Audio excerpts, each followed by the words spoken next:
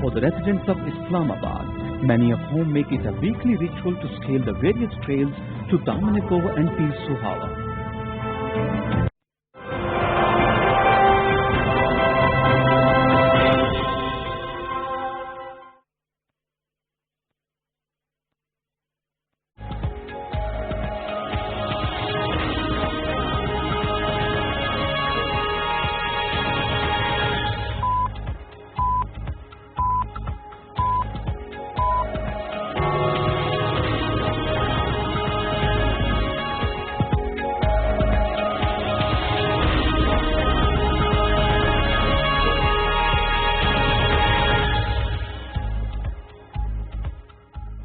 Bismillahirrahmanirrahim. Assalamu alaikum and a very warm welcome to PTV World News. I'm Shahzad Qayyum with the top stories of this hour.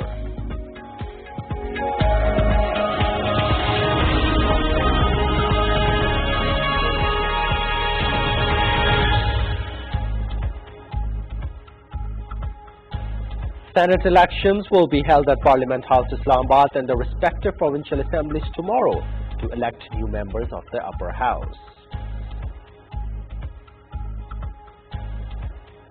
The Election Commission decides to conduct Senate elections in the same manner as in past due to lack of time, says all possible steps will be taken to ensure transparency in elections.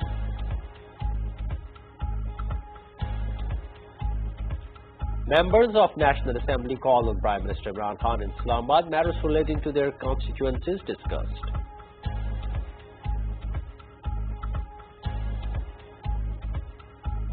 Foreign Minister Shah Mahmood Qureshi says Pakistan-China relationship turns out into an all-weather cooperative partnership which is anchor for peace and stability of the region.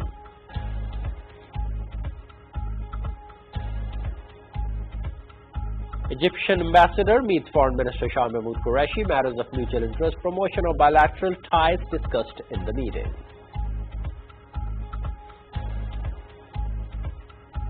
President Dr. Arif Alvi emphasized on intellectual preparedness to meet the challenges of hybrid war along with physical and traditional attacks. Says Pakistan is always ready to respond to any misadventure against its soil befittingly. Chief of Army Staff General Qamar Javed Bajwa visits North and South Waziristan districts, briefed on progress of border management regime.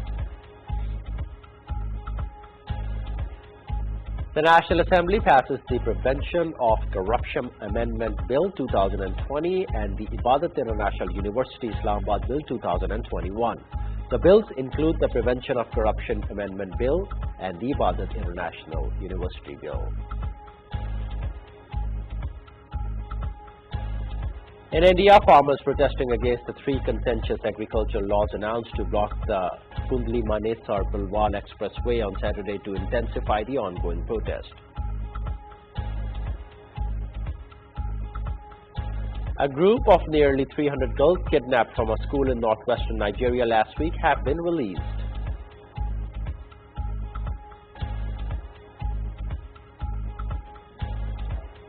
Quetta Gladiators had a target of 157 runs for Islamabad United in the 12th match of Pakistan Super League 2021 at National Stadium, Karachi. PTV Sports is telecasting the match live.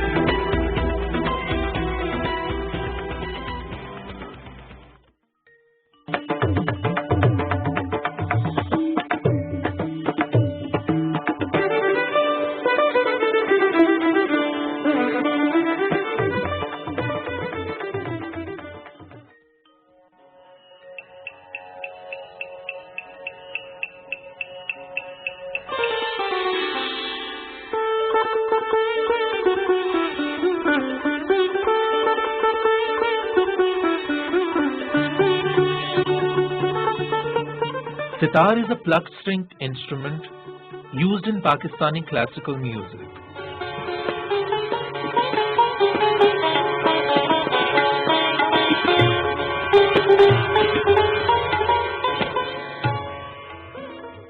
The instrument flourished under the Mughal Empire.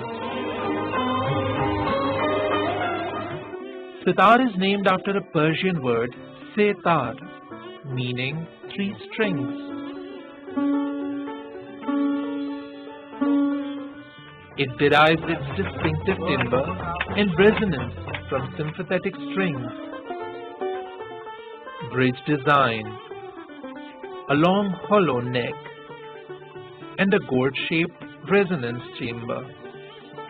There are many popular modern styles of sitar, offered in a variety of sub-styles and decorative patterns.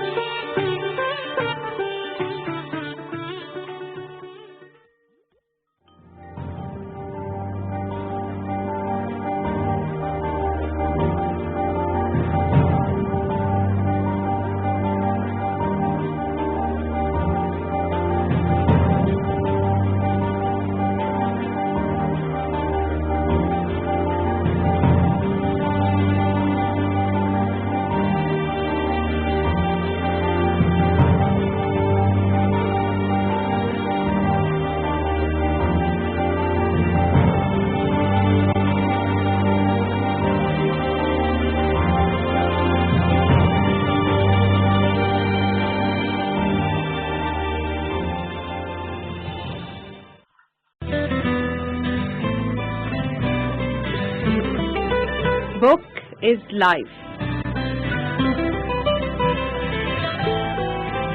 Book is hope. And book is light for the future.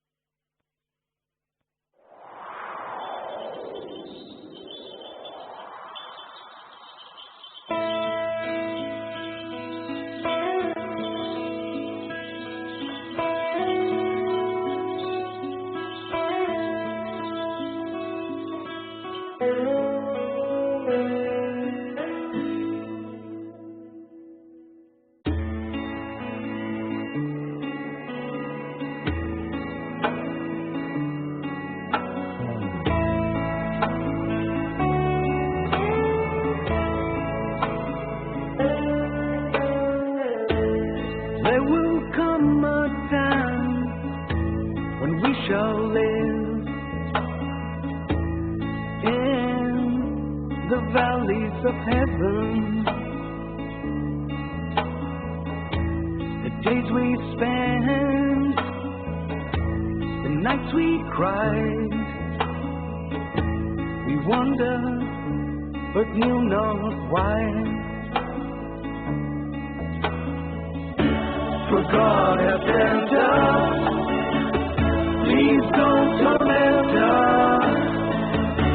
Just heard and lonely, therefore shine. You can't retrieve us, so please believe us. Just heard and lonely, therefore shine.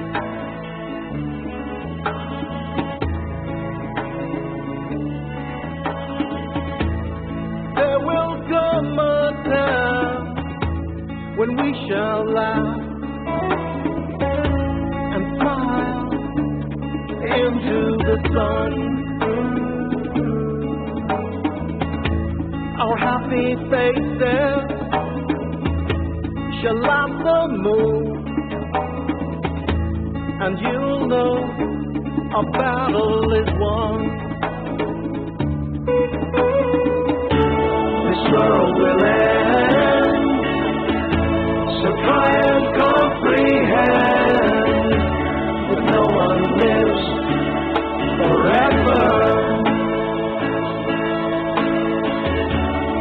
In the promised land, where no king will stand, we all shall be free together.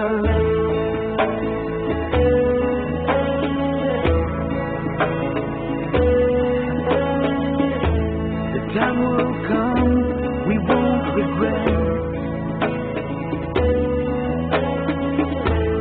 All of nature's secrets that we get washed away.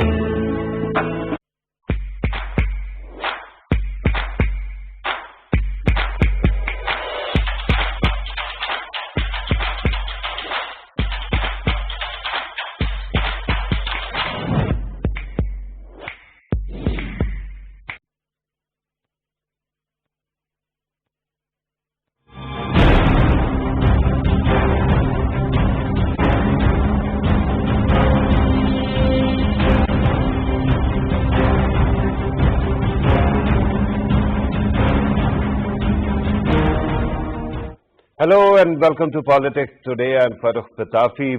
Once again, we are going to talk about the Senate elections that are the talk of the town right now. Especially, there are certain aspects which are very interesting, and everybody has been talking about them, especially this program as well. For example, the role of money in the elections and the role of the defection clause. These are very important questions. The government of Pakistan actually approached the Supreme Court of Pakistan as well. And after that, we saw the conclusion, the opinion that came. And after that, of course, the election had to take place. They are taking place with secret ballot as the part of the process. But that is not all. Everybody is looking at one particular seat, and that is Islamabad seat, and that is the major candidates who are competing are Hafiz Sheikh Saab, who is the Federal Finance Minister, and also former Prime Minister Yusuf Raza Gidlani. The federal government has majority in the lower house. And there, actually, it is supposed to be the electoral college. Usually, in other seats, you have the federation as well as the concerned provincial assembly voting for a candidate. But this time, not this time, this seat actually is elected by, or the candidate is elected by the National Assembly. And in the National Assembly, the federal government has majority, and a clear majority. There's not two thoughts about it. But somehow it seems that the opposition is very confident that it is going to get Yusuf Raza Gilani elected. If that happens, there is a very clear indication that then that would mean that the federal government would have actually lost the majority, and then they can bring in no confidence action against the government. That is one aspect. The second aspect is a video that dropped only hours ago, and in that video, the son of the former Prime Minister Yusuf Raza Gilani can be seen talking to some candidates, although he later on came on television and claimed that I was not actually talking about money. But the settings are quite intriguing, because usually if you just go to ask for somebody's vote, you usually go to the drawing rooms, you meet them in open, in public. You don't sit in the darkness of night in the vehicle, and then you are not exchanging numbers, mysterious numbers, asking them about their favorite numbers. We are going to talk about this thing also, because somehow it seems that the Honorable Supreme Court of Pakistan put the onus on the Election Commission, and Election Commission decided that it is going to stick with the idea of a secret ballot. But what happens after that? How is the Election Commission going to stall the progress of such activities? These are big questions. We are going to talk about all these matters. In order to help us understand these issues, we are joined by Barrister Safiullah Ghori Sahab, who is a legal expert, is associated with a political party, but that party doesn't have a skin in this game. So I'm not going to bring that up. He is going to firmly wear his legal hat. Next to him is Naseem Siddiqui Sahab, a senior journalist, analyst and whatnot, and he is going to help us understand what exactly is going to happen in coming days, especially tomorrow. Thank you very much, Naseem Siddiqui Sahab, for being part of the program.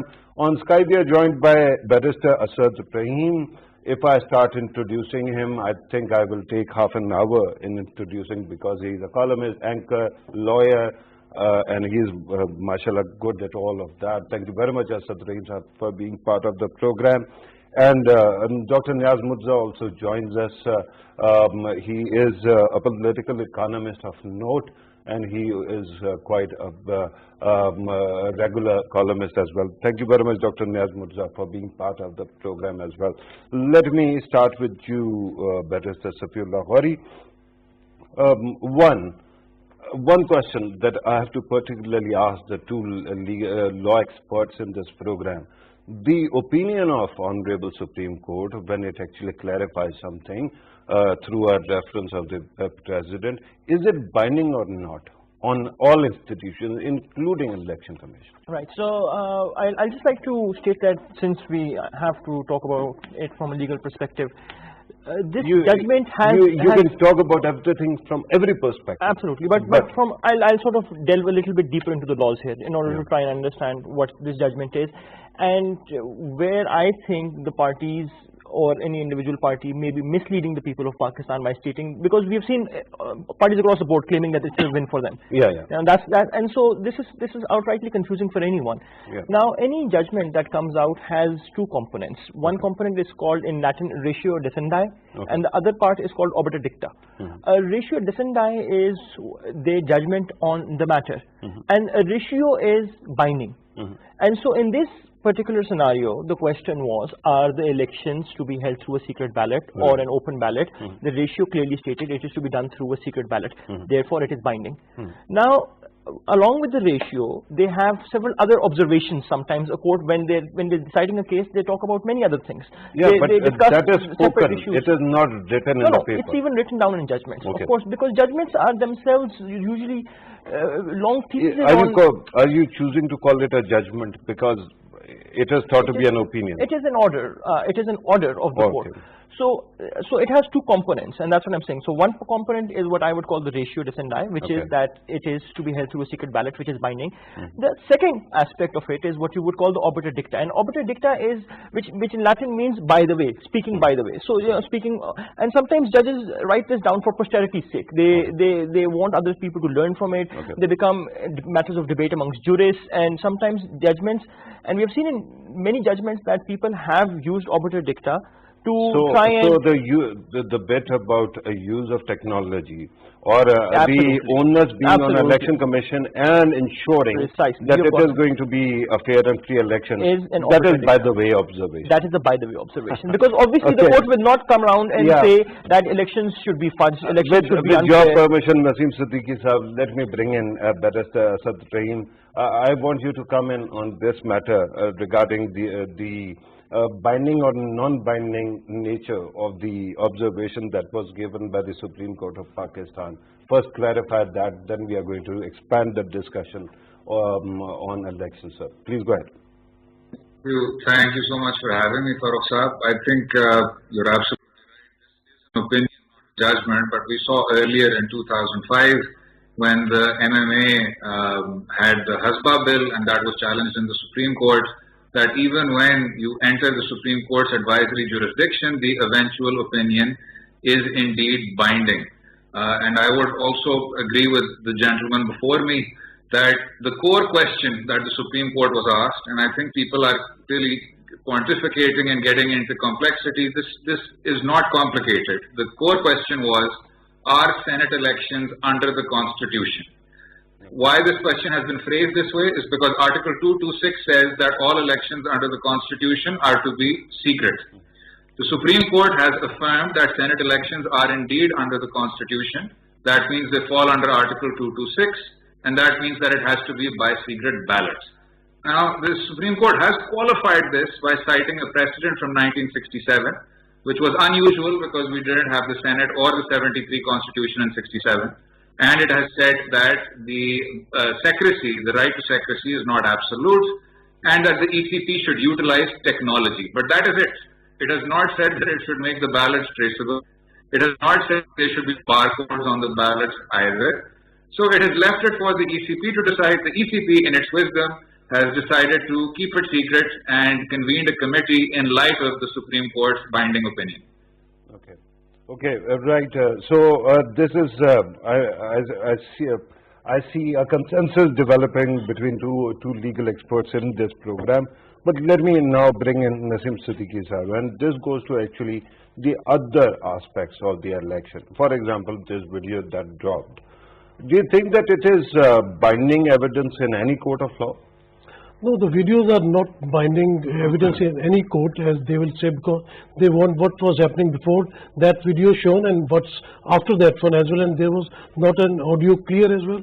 So it's not binding on the court. That is something factual. Okay, but then morally, why bring it up right now? But you know, it's a good one thing. day before the yeah, but somebody definitely, they were waiting for the right time to bring it in, because as some law has been already made, the Constitution has been made, but when somebody is doing malpractices, then that law should be changed, or you can alter that one, and that should be bring in the Parliament. And when Parliament is not ready, then they took it to the Supreme Court. So get the. No, but I'm talking about the video. It emerged today, right? That would essentially imply that somebody just wheeling dealing was going on in the past few days, right? And is the purpose to actually remind the people that you should avoid such activities, or there is something else here? Farrukh, you have seen that before that one video came as well, in which the candidates were taking the money. So when there is Senate elections going on, and when these videos came on the media, then it was said that there is some malpractices going in the Senate elections. And now this video is very timely came up because tomorrow is Senate elections. And again they are mentioning the same thing by showing that video, that malpractice has been done for the Senate elections. There is some wheeling dealing, some people taking money, some people misleading. So, do you think that the government is actually, when it is articulating its concerns, it is making the election commission contentious? Because there seems to be two concerns that were flagged. One, when Daska's election was reversed, and today also I heard the government's various office bearers actually complaining that the election commission of Pakistan, actually they went to the election commission office and they said that they are not taking this notice. And then they also expressed the concern that Liaquat Jatoi's issue has been flagged. But regarding whatever is going on in Sindh, the way 3 lawmakers are saying that they were kidnapped and all that, that hasn't been taken up. So that's the total duty of Election Commission. As Supreme Court has said that you have got all the powers, you can deal with all the institutions. So this is the time that they should perform. No, what does that qualify?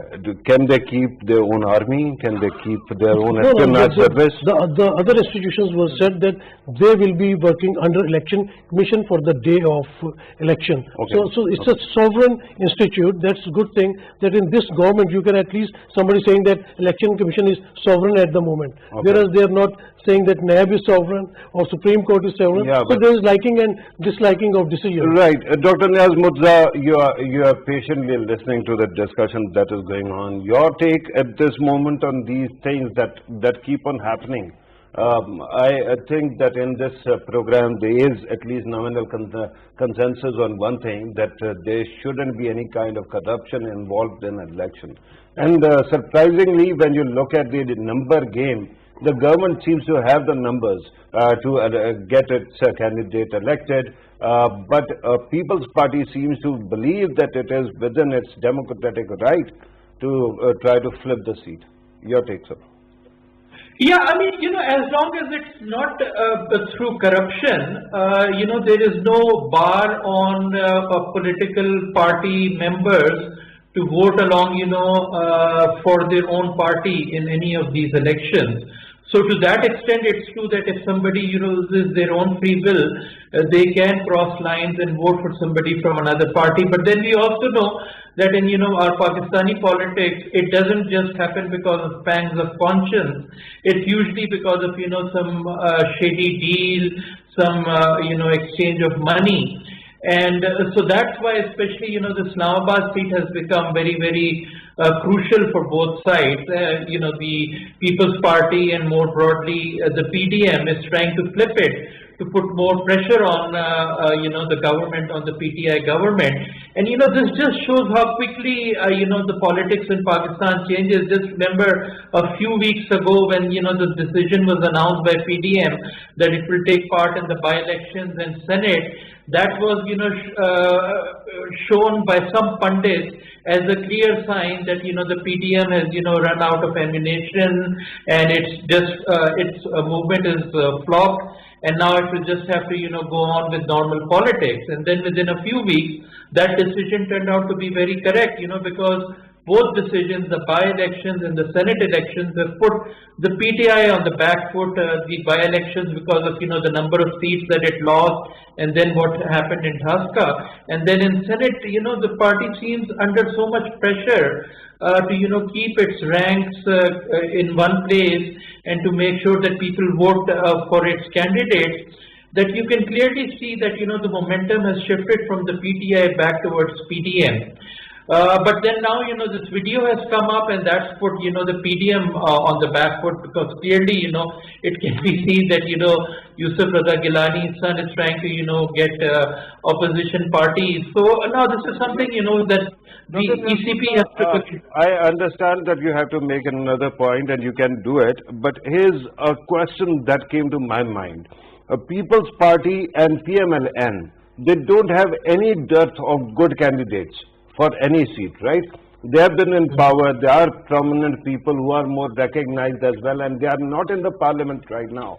But all of a sudden, plucking Yusuf Raza Gilani Sahab out of obscurity of Multan and bringing him to Islamabad, do you see any logic behind it?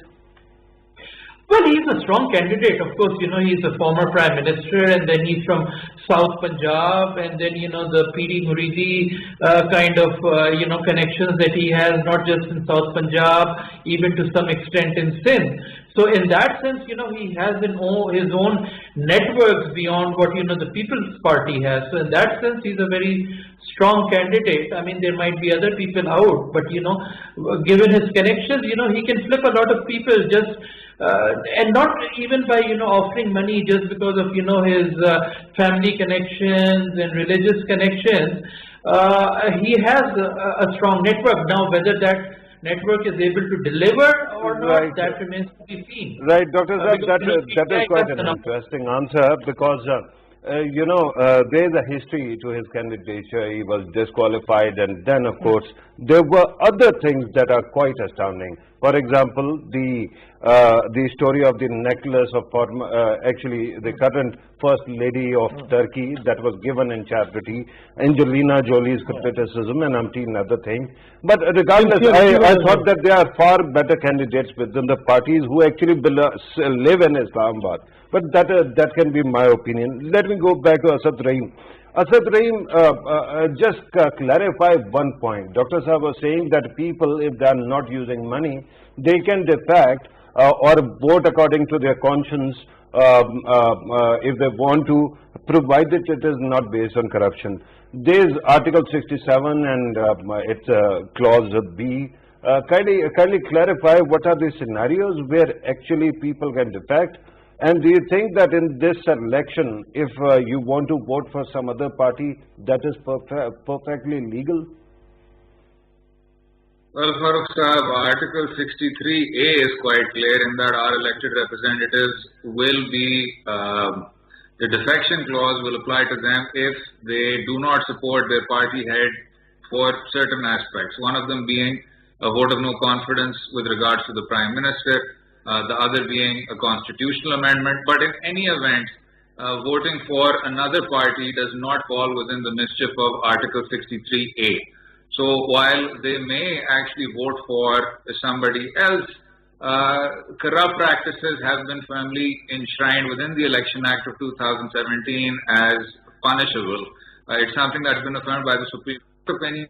And with regards to Mr. Gilani's son's video, you will also see that Section 172 of the Election Act of 2017 clearly punishes anyone who tries to interfere with any ballot box or tries to deface or destroy any nomination paper, which is what a very preliminary understanding of that video would entail.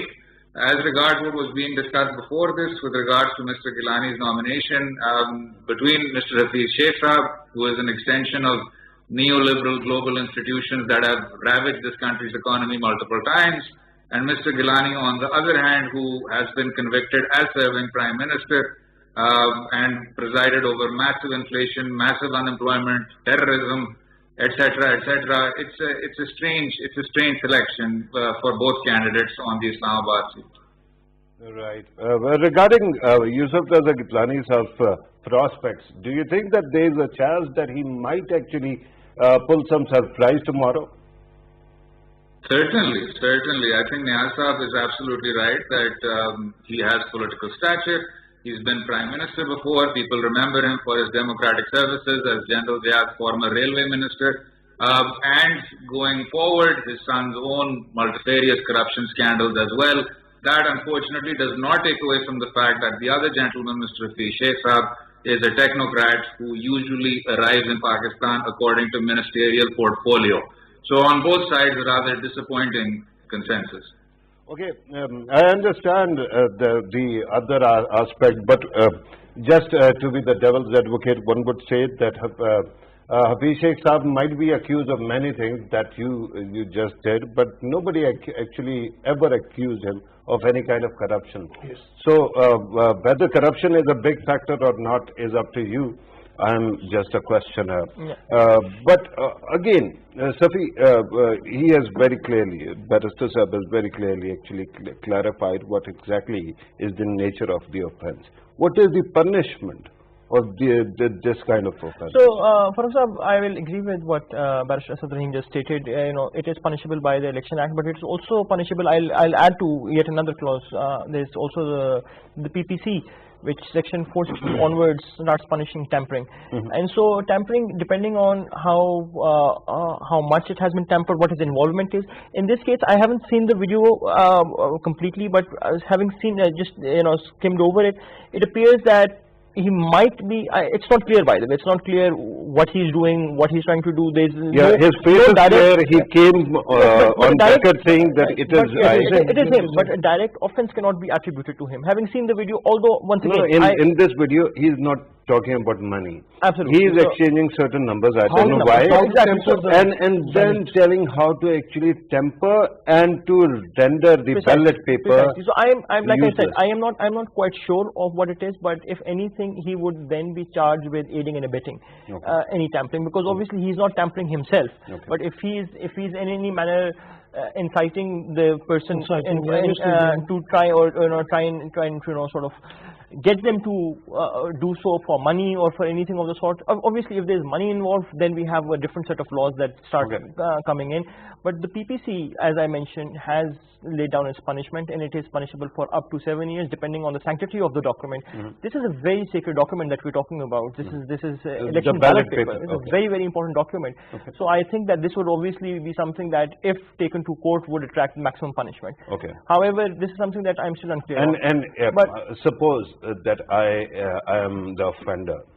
I am the person who is caught doing it, encouraging somebody, and I am sent to prison. How does it gel with People's Party's narrative of victimhood? That there is every law is without a guess. Absolutely. So I think that this is one of this is where the discussion was quite interesting. We kept talking about how the former Prime Minister has been accused of corruption, but I don't think that corruption is consideration for the people who are voting. For the constituency who is voting this time around, they don't really seem to care too much about it. And which is why the lawmakers obviously clearly they themselves have been involved in it so many times that for them the idea of voting for somebody who has charges of corruption against him, who has been accused of various scandals, might not hold much value. However, I'll just, and if you allow me, I'd like to talk about what we were discussing before we started this show, about these two candidates and the different types of... And here's the question that let me frame it for the audience. I understand that Hafiz Sheikh Saab is holding a portfolio of Federal Finance Minister without being part of the Parliament. Of course. So I can understand where the government is coming from, because the government wants him to get elected and become a member of Parliament. What is the end game of People's Party here? So this is where I want to try and speak about what the if we were to stop thinking about the electoral college here that is going to vote, and if we were to instead consider the various other forces that people speculate influence Pakistan on a much larger scale. So we clearly have Yusuf Zagilani, who I don't think has been put forward because of his Piri Muridi or because of his status as a former Prime Minister. It would seem that Yusuf Zagilani has had a good relationship with the former Democratic Party, in which when he was Prime Minister, he was working directly with them on a variety of issues. When there was terrorism rampant in Pakistan, the war on terror, US Democratic Party, absolutely. And so now that President Biden of the Democratic Party is here, maybe they want to sort of try and rekindle old love or old relations that they might have. And on the other hand, we have... So this is, what you are saying is, this is some kind of virtue signaling, reminding the powers that we are better boys, we are good boys, because we have an old standing relation, because we have worked in the past before. But here the story actually gets complicated. I mean, you are talking about a PM under whose time there was Memogate. Absolutely. Yeah. So a lot of controversies. A lot of controversies and a lot of things that connect the Prime Minister to the United States of America. You know, we had Hussain Haqqani, we had but then this argument cannot be made for Hafiz Sheikh Saab. Oh, but then that's Hafiz Sheikh Saab is working with IMF. Exactly. So then he represents yet another international power, which is the IMF, which represents a bunch of countries, and which IMF is again, just to unpack what you are saying, it is also an extension of the US power, by the way. Arguably, yes, since the US does at the moment at the very least control it, being its biggest funder. But the IMF stands more for an ideology rather than a country's nationality, and that ideology, as Mr. Asad very aptly put, is this neoliberal economics. And so this neoliberal economics is something that suits not just the IMF, it suits the Eurozone, it suits many emerging countries that have adopted this. And so for them, Hafiz Sheikh might be a godsend, because Pakistan... No, but Hafiz Sheikh is the man who actually went to them and got the deal finalized. So he's the face of the compliance of the agreement. He's the face of, he's their face, absolutely. Of, No, of, not of the institutions face. who have not their consistently face. tried to. He is the. I mean, if I cut deal with you, and tomorrow somebody says that you have been replaced by so and so, so the first thing I have to do is, come on, I had an agreement. What became of that? And where's the guy who actually signed on the paper? Absolutely. So this is one of the reasons why the guy who signed on the paper is being promoted, because there was a he's deal. a finance minister, and the government agrees with this point of view. So once again, I'll ask you, and let's throw this question back. I don't see why a finance minister should be elevated to become a senator, and then on top of that, maybe chairman of the Senate, because from the way this but you cannot get him elected as a member of Union Council, and then he cannot retain his portfolio. Absolutely. Right? He will have to be downgraded to the post of advisor again, and the Honorable Supreme Court of Pakistan has, and in the light of 18th Amendment, actually spoken about it. Absolutely. But Naseem Siddiqui Saab, again, the issue of morality is here. But why is it that it seems that whatever matter is flagged, it immediately becomes some kind of post-truth reality, where there are two versions of fact, right? I mean, I was looking at various channels, and I was listening to various anchors, journalists, actually established journalists. The moment this video came, I know two of our colleagues who on record said that this can't be real. And if this is real, there are other videos that will come also. We will handle those videos when they come, but this one is right now quite visible. Why not take care of this one? Farrukh, there might be another video after your program in which they might be. Okay, I thought that you are telling me by involving program, me. There might some video came on other channels that there was some dealing about money as well. Okay. So you can expect but these two anchors were actually especially talking about the efforts from the other side. That if you have shown this, okay, there will be a video from the other side also. As you were talking about the fate of the corruption, most of the MNAs, parliamentarians, they will be voting tomorrow, and they have been brought from jail to vote, and they are in there for corruption as well.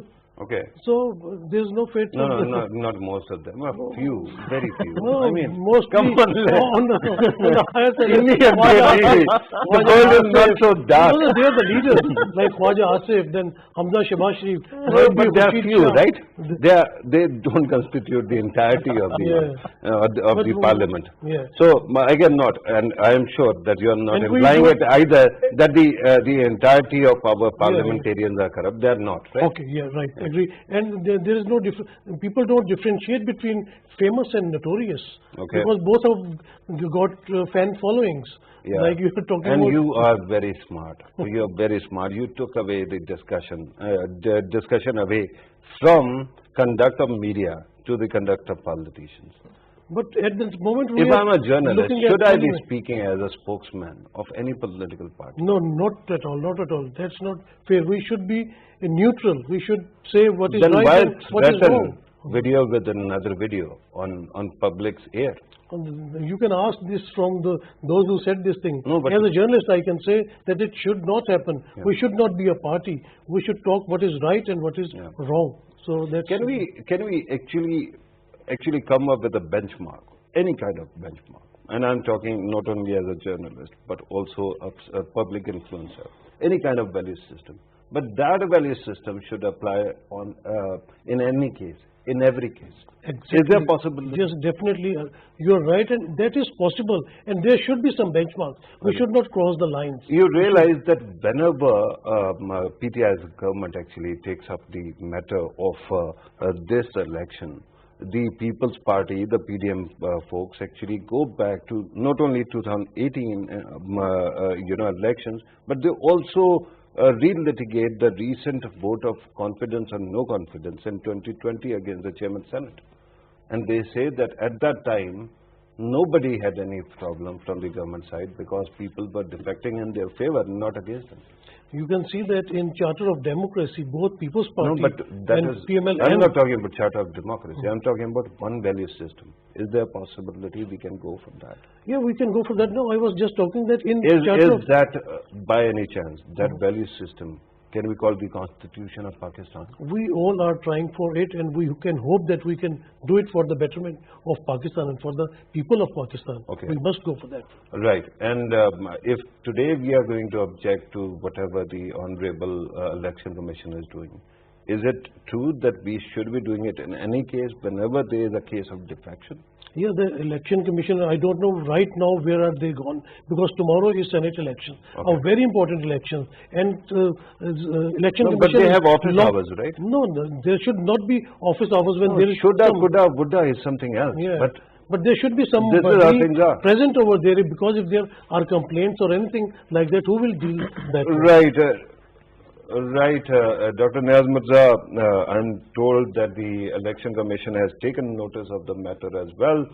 But again, this value system that somehow, because we are so polarized as a country, we have started thinking that we are not only entitled to our views, we are entitled to our facts as well.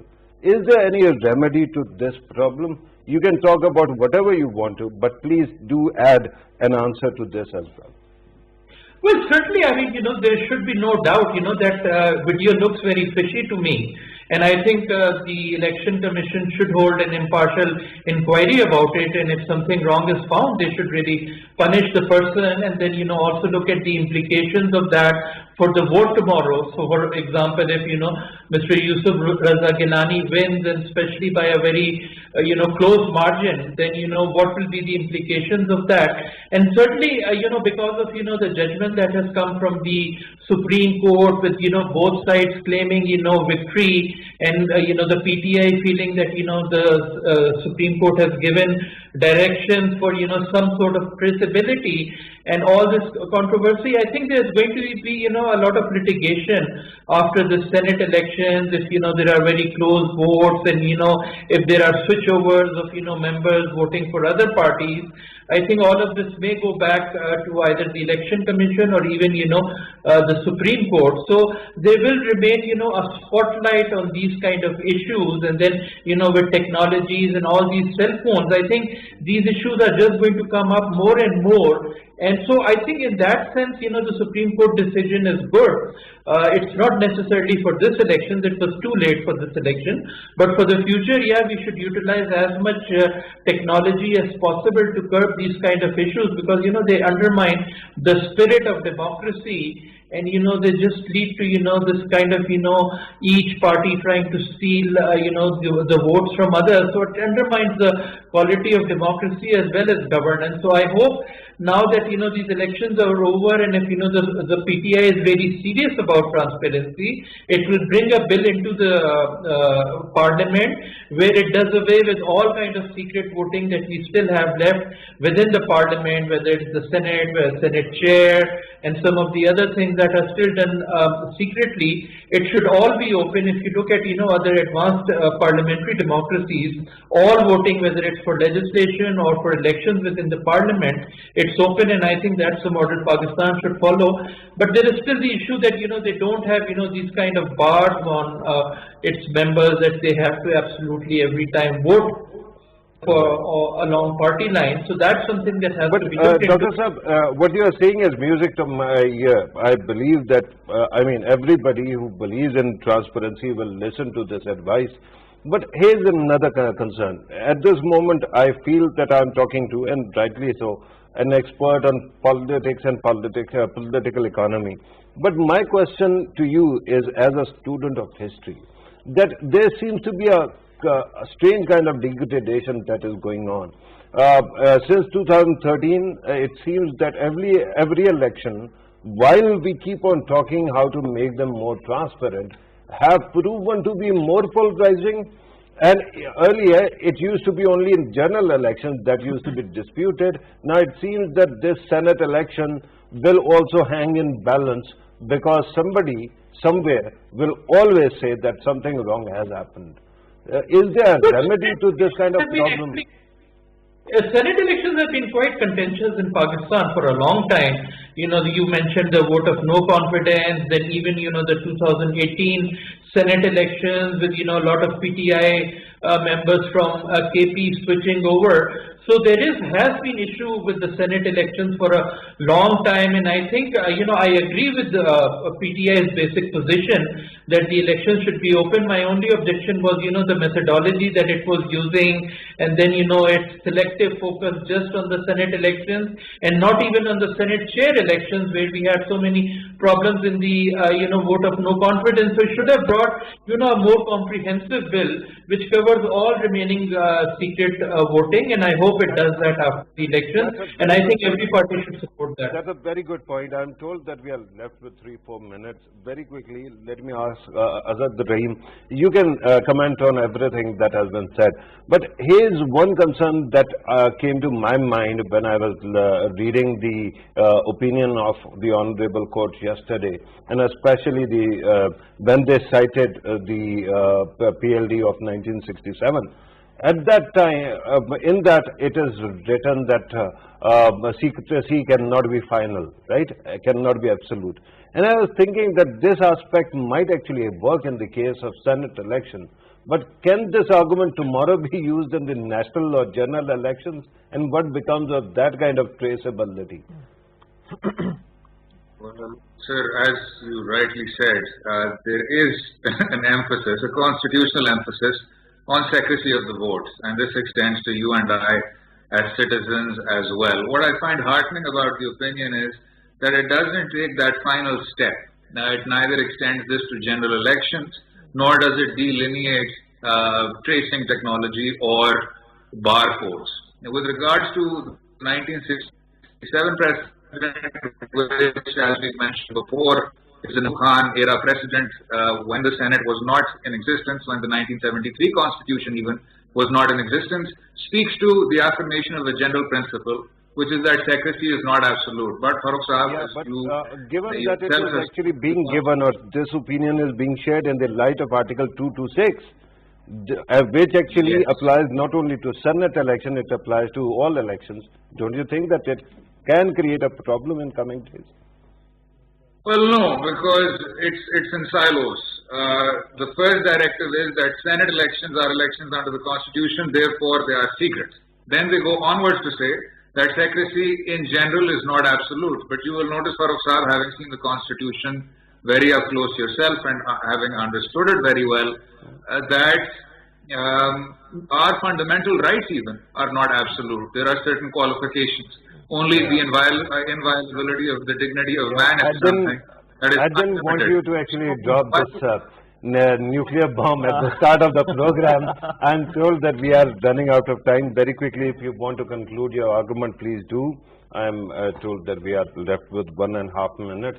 So 20 seconds to each participant. Sir. Please go ahead, Azad Rahim. Well, very quickly, Farrukh Sahab, we will keep going through this polarization, as Niaz Sahab said, until we bring in fundamental electoral reforms. That means electronic voting machines, and that means an even more empowered Election Commission of Pakistan, with political parties understanding that a democratic transition is a cornerstone of constitutional democracy, and I think that would be it. A good principle and good conclusion. So I would just like to emphasize on the fact that the court gave a decision on one issue, and then there is something else that I mentioned earlier was an obiter dicta.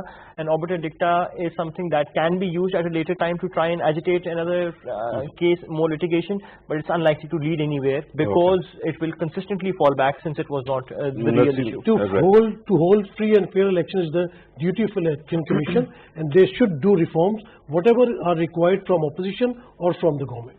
Right. And Dr. Niaz Mirza, your conclusion, sir? Well, let's hope that, we have a controversy-free election tomorrow, and, there's no recriminations and, further litigation. What we need right now is, legislation in Parliament. Right. Dr. Nazmud, I'm told that we have run out of time. Thank you very much, sir, for your time, your input as well. Barrister Asad Rahim, thank you very much for your precious time as well. Barrister Safiullah Ghori, thank you very much. It is always great having you in the studio and in the program. Naseem Siddiqui Saab, always great having you in the show as well. Because tomorrow what happens, we are going to actually cover it and we are going to continue to report it. But here's one aspect that is very interesting. Everybody keeps on pointing that the Election Commission of Pakistan actually should be empowered and should have all the resources possible. It kind of took me back to year 2001 when everybody was debating, and there was a kind of transitionary period at that time. Everybody was talking about the need to reform the Election Commission and electoral laws. And then all of a sudden somebody actually stands up and says that you have tried everything under the sun to reform the electoral laws and to reform the Election Commission of Pakistan. What exactly are you going to do to make sure that things don't fall apart? Are you going to give them some kind of rocket launchers? Are you going to give them some kind of special military force or something of that sort? The issue at this moment is that there are attitudes which are wrong, and they are quite registered and quite visibly wrong. They need to be corrected, and it will have to be voluntary. Otherwise, our politics and democracy will continue to be disputed. This was today's program. Thank you very much for watching. Take care.